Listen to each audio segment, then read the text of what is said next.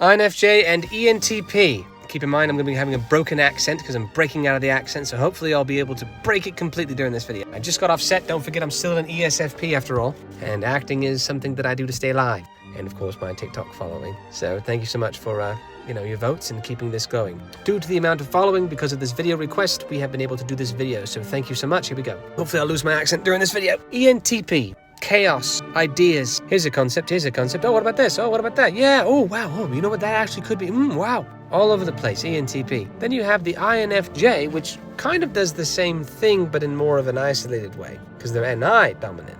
Introverted intuition, whereas the exact opposite for intuition side for the ENTP. Extroverted intuition. So together, they're both on the intuition spectrum, right? One wants a bunch of ideas and one will keep those ideas in line. Now that brings in a lot of symmetry between the two. This is the definition of the golden pair, when you're still in the same spectrum. Not combining intuition with sensing, for example, which is the opposite of that. So in that case, fantastic so far. NE versus NI. Second function for the ENTP is TI, which means information and accuracy and logic and all of those analytical things. So that's why they're very just go about any little thing, and then you connect the dots, you get a very loud, boisterous person. That's the ENTP.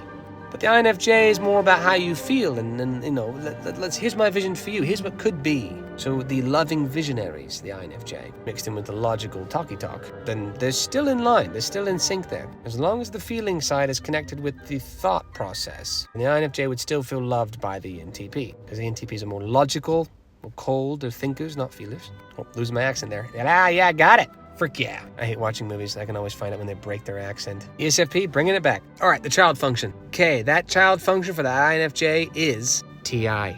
Wait a minute. Isn't the ENTP's TI the parent function? So the ENTP would be like a parent to the child function of the INFJ. INFJ would therefore look up to the logic of the ENTP. Those scattered, they would like that. INFJs love research. ENTPs do that as a parental necessity, and INFJs just can't get enough of it. So that blends nicely. But, that FE child, the ENTP, that's where it gets lost because they're childish with their feelings. And INFJs want full, just overwhelming love. Like you can never, ever satisfy an INFJ's need for love and information. Like for some reason, that is what they radiate. And you have an ENTP here who playfully toys with that. That is where it could get hurtful, I would think. That is the authenticity function of the INFJ's FI critic, the 7th. Now, should we go into shadow stacks on this one? I don't know. Maybe we'll have another message request, but let's just jump to the 4th and call it good. Here we go. Now remember, these two are intuitive dominants. One is the scattered side, the extroverted side, and one is the introverted side, the one path, the big goal, the big vision side, INFJ, which means that their opposite and outside are also opposing but on the same spectrum. So sensing is what they're inferior about. INFJs, SE inferior, we've talked about that many times, which means that their here and now, their presence is something that they're very afraid of because the things that are more important are emotional, are vision, are the gut feeling. The here and now is very intimidating for the INFJ.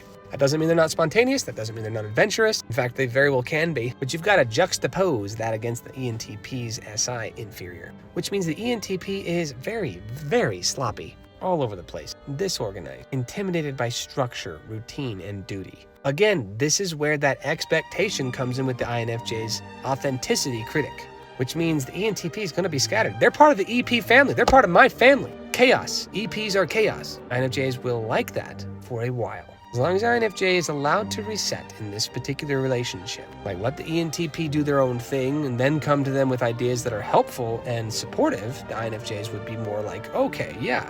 Then the INFJ can be a fantastic engine to the overall ENTP world. Otherwise, it would be reversed in a healthy way, where the INFJ provides the vision for the ENTP to give insight.